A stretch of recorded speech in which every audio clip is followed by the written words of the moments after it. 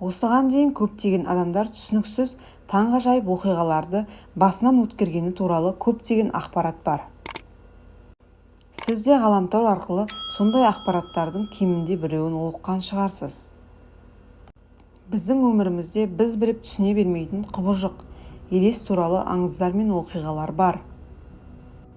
Кейбір адамдар бұл адамның қиялынан пайда болған оқиға десе, қалғандары бұл оқиғаға сенеді.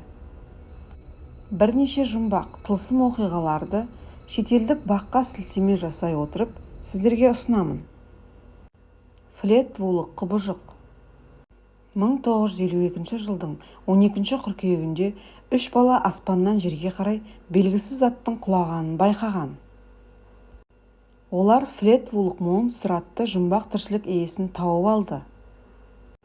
Содан кейін айналаны тұман басып, қорқынышты сыбырлаған дауыс естіле бастады. Кейінірек сол аймақты мекен еткен адамдар сол тұманға тұншығып, бірнеше апта бойы құсқан болатын. Таман Шуттың денесі. 1948 жылы 1 желтоқсан күні Австралиядағы Аделаида жағалауында өлі дене табылды. Өлген адамның кім екенін ешкім де білген жоқ және анықтай да алмады.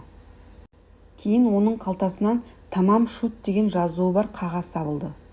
Бұл сөз парсы тілінен аударғанда аяқталды деген мағынаны білдіреді екен. Бұл сөз Омар Хайямның Рубаят атты еңбегінің соңғы бетінде де жазылған. Кейінірек Омар Хайям жинағының көшірмесін қайтыс болған адам тастап кеткені анықталады.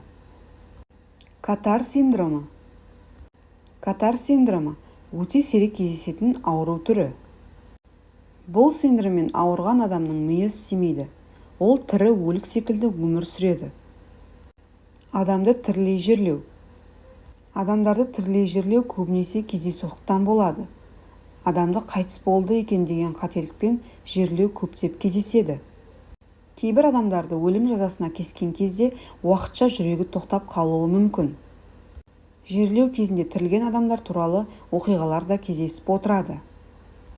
Қап-қара көзді балалар. Қап-қара көзді балалар өмірде өте сирек кездеседі. Бұл құбылыс балаларда 6 және 16 жасында кездесуі мүмкін.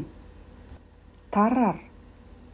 Таррар 18 ғасырда өмір сүрген француз. Ол бір уақытта 15 адамның жейтін тамағын тауысып қоюы мүмкін. Сонымен бірге ол мысықты, қуыршақты немесе жылан-балықты түгелдей жұтып жібере алады. Ол осындай тойымсыз болғанымен өте арық болған. Оның салмағы 45 келіден аспайтын.